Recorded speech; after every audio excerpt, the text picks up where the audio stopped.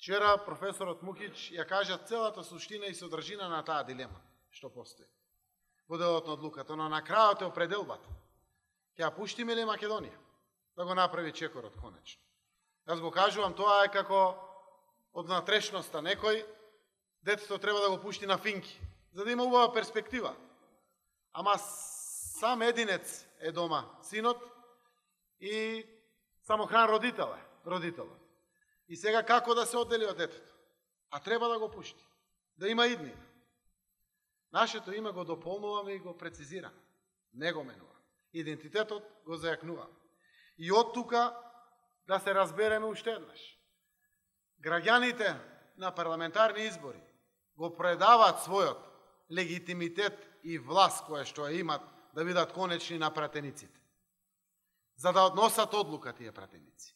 За прашањето за името и договорот со Грција одлучивме сите да го вратиме во тој момент дадениот легитимитет и да го прашаме нашиот народ. И го пуштивме прашањето. И го прашавме нашиот народ.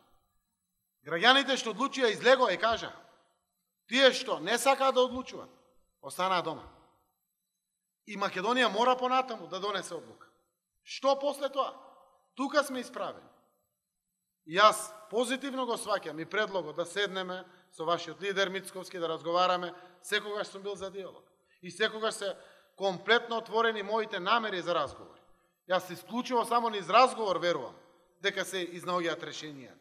И затоа и вака се обраќам и на парламентот вчера и денеска. Премногу е делби и поделби во Македонија.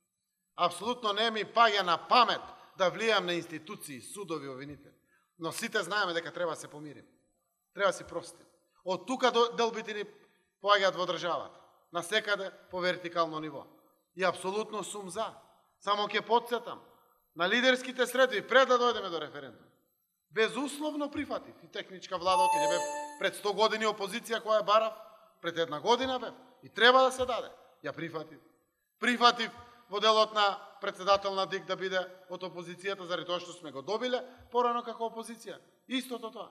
Прифатив дека треба да ја јакнеме независноста на партиите, од фирмите и бизнисите. И го направивме тоа. И не го условував, ништо се референдум. Следниот состанок беше за референдумските прашања. Заради тоа што верував дека сите сме одговорни на крајот на денот. Јас останувам низ дебата, заедно сите, да го најдеме решението. Македонија мора да има иднина.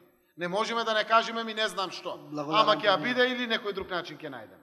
Заедно ние мораме да ја најдеме иднината на Македонија и патот кој што ќе го чекори да дојде до таа иднина.